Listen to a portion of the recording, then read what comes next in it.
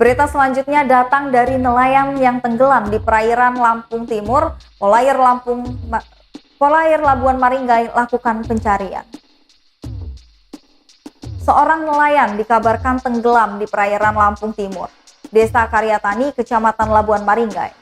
Kejadian tenggelam tersebut terjadi pada Senin 4 Oktober 2021 pukul 9 waktu Indonesia bagian Barat.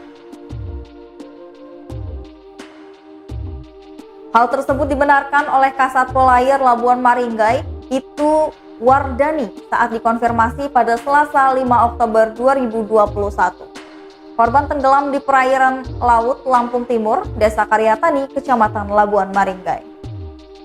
Ibtu Marwani menuturkan korban berinisial FA 28 tahun yang merupakan warga Desa Karangsari, Kecamatan Ketapang, Kabupaten Lampung Selatan. Ia menjelaskan peristiwa tenggelam tersebut diketahui saat nelayan di perairan sekitar, yakni Kristoro, melaporkan kepada pihak kepolisian. Hingga saat ini, tim SAR gabungan masih berupaya melakukan pencarian korban.